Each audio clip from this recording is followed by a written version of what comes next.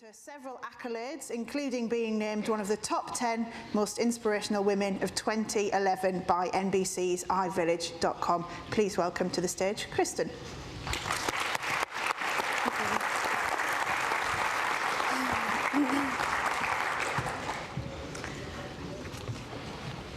I'd like to begin by thanking all of you for coming here. I think the idea of seeing so many people from across the world who work with cooperatives coming together to share ideas of what's working for you within your own communities and countries, I think it really does show what cooperation means through actions, and I think most of us can agree that actions do speak louder than words. History often favors legends to actual men. It remembers grand gestures, but forgets silent deeds. Many of us have spent our lives listening to tales of yesterday's heroes, but what makes them so different from you or me? In reality, these heroes are ordinary men and women who have been cast into very extraordinary situations and cast aside fear in order to stand up for a cause they believed in. Even when all seems lost, there are always options. In order to implement significant change, we need only plant our feet and stand firm in our decision. The only real question is deciding where we will stand. It's been said that the only thing necessary for evil to flourish is for good men to do nothing. On even the simplest level, I think we each understand that our own survival relies directly upon that of our societies. I believe that by our mere existence, each of us has a social contract. What we do isn't for ourselves, but for the good of all mankind. In the 15 years that I'd been a Bank of America customer, I'd been willing to tolerate hour-long hold times, excessive fees, and even poor customer service. But I couldn't silently accept this for-profit corporate banking institution's new policy requiring only those with less than $20,000 in combined accounts to pay a $5 monthly fee for debit card access. You see, I'd worked for a nonprofit before moving to Los Angeles, coordinating services for the developmentally disabled. Every day, I'd come face to face with people who were playing the hand they'd been dealt to the very best of their ability. But no amount of hard work would prevent these very good people from living hand to mouth. Even that said, it was so very rare that I would hear them complain about the circumstances they dealt with. A fee like this might mean that they'd have to forego a necessity. But why? So a CEO wouldn't have to skip his holiday bonus. The rest of my country has been learning to tighten our belts since the beginning of the economic crisis. Meanwhile, those who many of us feel were directly responsible continued to rake in record profits at the expense of their fellow men. My discontent had finally boiled into disgust, and I knew I couldn't personally support a company that would intentionally target the impoverished and working classes. I'd never heard of credit unions, you see. I knew there were cooperatives. I certainly had no idea how far-reaching and expansive they were. When I decided that I no longer wanted to take part in the bidding of Bank of America, I turned to Google and literally typed in the phrase, alternative banking, which led me to an impartial Wikipedia page that outlined, in a very basic sense, the fundamental structure of financial cooperatives. I learned that not-for-profit credit unions utilize profits to benefit members of the communities they serve and stimulate those local economies by offering low interest rate loans to both individuals and small businesses. Consumers still have access to the modern conveniences corporate banks offer: secure online and mobile banking, debit card access, and convenient ATM locations. In fact, since joining a financial cooperative 4 hours north of where I live, I actually have better ATM access with them than I ever had with Bank of America. But above all of these conveniences, consumers are empowered to have a very direct and positive impact on their own lives and their own local economies. Learning all of this, I felt like I'd been let in on an unfortunately well-kept secret, and I knew I had to take action to inform my social circle of the benefits of doing business with a not-for-profit credit union. I reached out in the second language that every millennial is fluent in, Facebook. On October 4th, 2011, I invited 500 of my 800 or so Facebook friends to an event I created entitled very simply, Bank Transfer Day. The event page outlined the information I'd researched, along with my conclusion that credit unions were the best option for conscious consumers. I recommended that my friends not gather in groups to cause disruption within banks, but handle account closure in the same manner those accounts were opened, independently, with respect, and without signage. I set a deadline goal for November 5th because I figured, like most people, I work better with a deadline, and apparently so did the American people.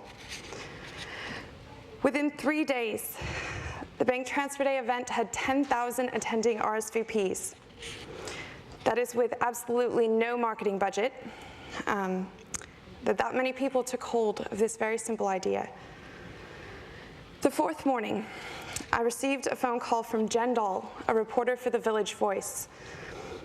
I stuttered, asking her to repeat which news organization she was calling with. But even when she'd repeated herself, I thought, why would the Village Voice want to talk to me? I'd never dared to dream that this simple Facebook event would incidentally become the first American mass movement organized entirely via social media. And looking back, the changes to my life came far more quickly than I could comprehend. I went to sleep one night, a rather anonymous person, though not a member of Anonymous, and woke up the next with reporters from across the globe calling at all hours. My first television appearance on KTLA in Los Angeles was followed immediately by the first threat against my safety. By then, I'd luckily already moved in hopes of escaping the distraction of media attention. In fact, I removed many distractions to allow me to focus on the task at hand. When I made the very difficult decision to close my blossoming art gallery, a part of me felt as if I was losing a very dear friend. But really, I was just finding myself. Many people have asked why I didn't just delete the Facebook event and return to a, quote, normal life. With that decision looming, I did what most young women in my situation would do, and I called my mother. She offered words of wisdom in the form of a question that I will never forget. She asked very point blank, what would have happened if Rosa Parks had changed her mind and given up her seat? The answer was obvious. Nothing. my country would have continued down a destructive path that didn't serve all of its citizens. And who knows when we might have had another chance for equality. For better or worse, my life was turned completely upside down within a month. But despite any small sacrifices of comfort or privacy, I couldn't pass up a single opportunity to share this powerful and positive message that I know offers an opportunity to repair not only my nation's economy, but also our morale. Supporters continue to remind me daily that if I've ever encountered a worthwhile cause, our communities are it.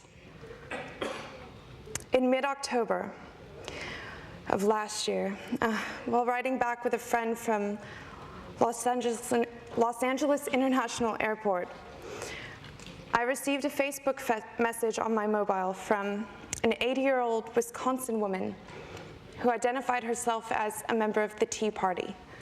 For those of you not familiar with United States politics, that was definitely one end of the extreme.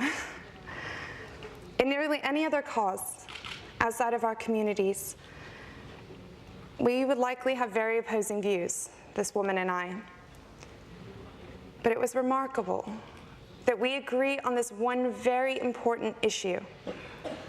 Every dollar can make a difference on the local level.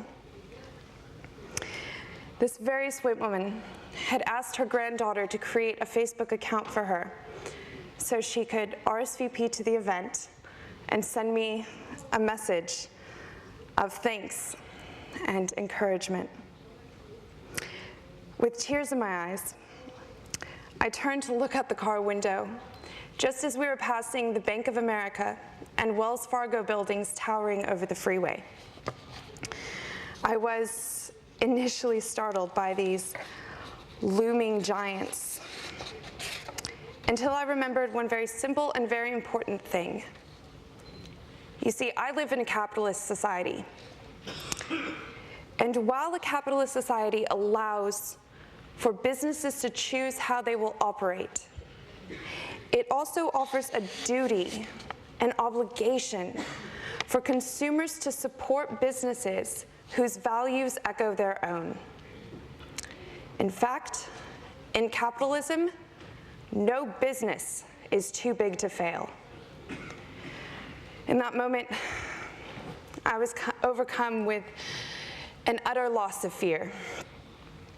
I smirked up at that towering giant and said aloud, "Goliath, you've met your David, and I haven't come alone." I suppose I also realized then why I'd chosen the most infamous Guy Fawkes to represent my initiative.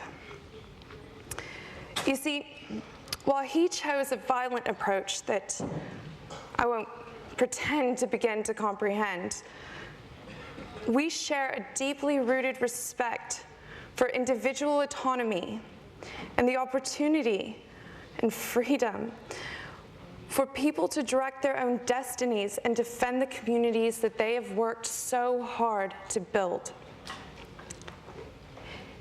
If history happens to choose to remember me, I hope above all else I'm called a patriot, a young woman who fought to defend the country and countrymen that means so much. I fought not with a sword or a gun, but with words and ideals. I have to say, my laptop has proven to be a most formidable weapon against the evils I see in this world.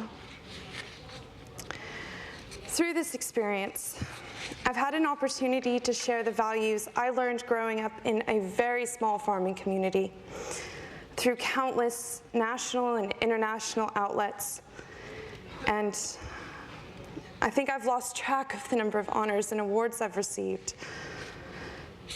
But more important than any headline or award has been the deafening response from consumers. The American Credit Union National Association reported 1 million new credit union members in the fourth quarter of 2011, attributed in part to Bank Transfer Day. American Banker has since reported that to date 6 million American consumers have changed the way they bank. That's 500,000 people every single month for the past year. With this consumer reawakening, inspiring nations across the world to take similar actions, I don't think I've ever been more proud to be an American. Through this very peaceful and very direct action, I think Americans have been able to offer the world a glimpse of the consideration and determination that I see every time I look into the faces of every man, woman, and child who stands under my flag. It's funny, traveling the world to share the cooperative message, I've seen more similarities than differences. In every country and language, the mission of financial cooperatives remains to value people over profit. Put into practice through everyday actions, this mission offers an opportunity to rebuild our communities. Change doesn't always come in tidal waves, but usually through everyday choices. Working together, we can rebuild what was very nearly lost, brick by brick. There's absolutely no denying that our communities have suffered significantly during the past decade, and especially during the economic crisis. Friedrich Nietzsche said, "What doesn't kill us makes us stronger." You know, I actually don't believe that. I think the things that try to kill us make us angry or sad. Our strength comes from the good things: family, friends, community, the satisfaction of hard work. Those are the things that keep us whole. And so those are the things that we hold on to when we are our most broken. I know I'm far from alone in my belief that in the worst of times, it's very possible to find the best in ourselves and in our fellow men. We know that the things we own don't contribute to the content of our characters. No. What matters most is the legacy of how we live and what we leave behind for future generations. We strive for them. I'll never be able to fully verbalize my gratitude for the hard work and dedication prior generations have shown in paving the way. You've given us so very much, and it's often come at too high of a cost. While words will never be enough, like many others in my generation, I promise to use every breath and heartbeat to leave the world better than I found it.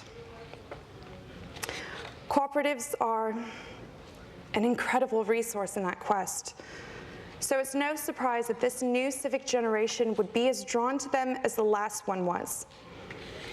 Like the last civic generation, millennials value community, prosperity, and technology. The fundamental structure of financial cooperatives offers community an opportunity for prosperity, leaving only one key ingredient.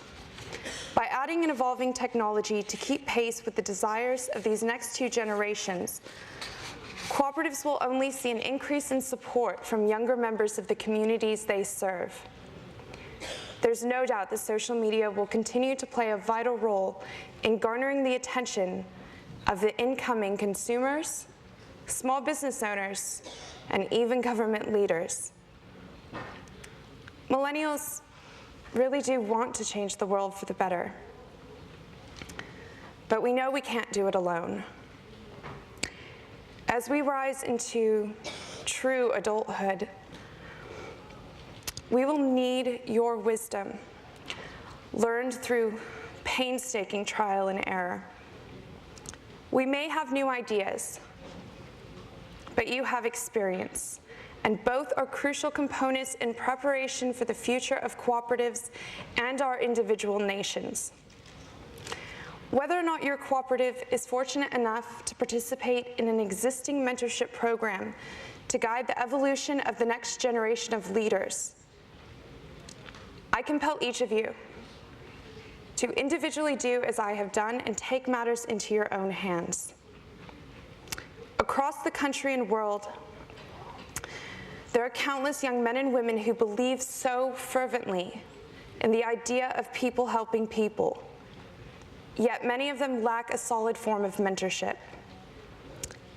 Each of you has the power to change that, and you must. Looking around this room, I see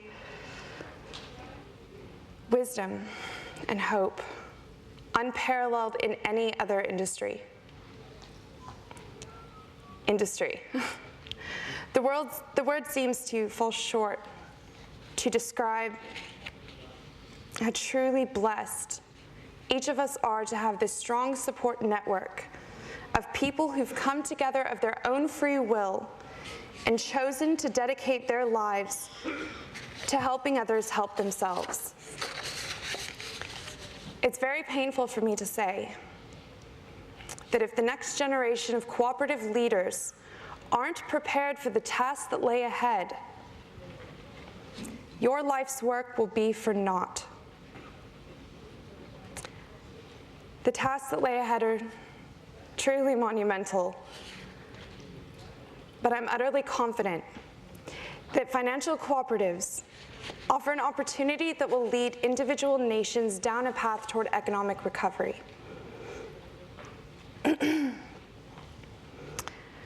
As the world has been engulfed in a war of despair,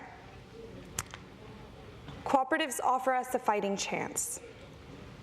Beyond the reasonable fees and responsible loans, the People Helping People mission at its core inspires each member to pay forward the honesty and mutual respect that has been paid to them. It reinforces a concept that was nearly lost as we've entered the digital age. The idea of members of a community coming together in support of one another, not merely because their individual survival depends on it, which it very clearly does, but simply because it's the right thing to do. That's why the People Helping People mission, and those who seek to serve it, are so very dear to my heart. Cooperatives are what this world needs now. After all, the United Nations has declared 2012 the International Year of the Cooperative. This is your time. Please, don't let it slip away. Thank you.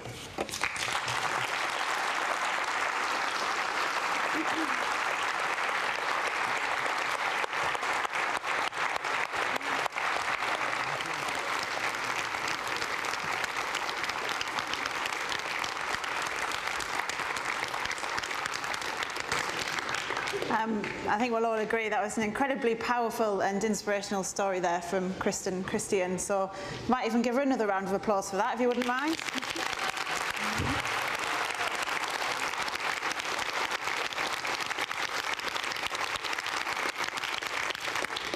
not long now until you'll be able to put your questions to our panel, so do have a think about those. We're going to have some people with roving microphones around who'll be able to come and hand that to you so you can ask them. But first of all, before we get to that, our final speaker of the morning session is Carlo Bozoga, who is President of the European Research Institute on Cooperative and Social Enterprises. He's also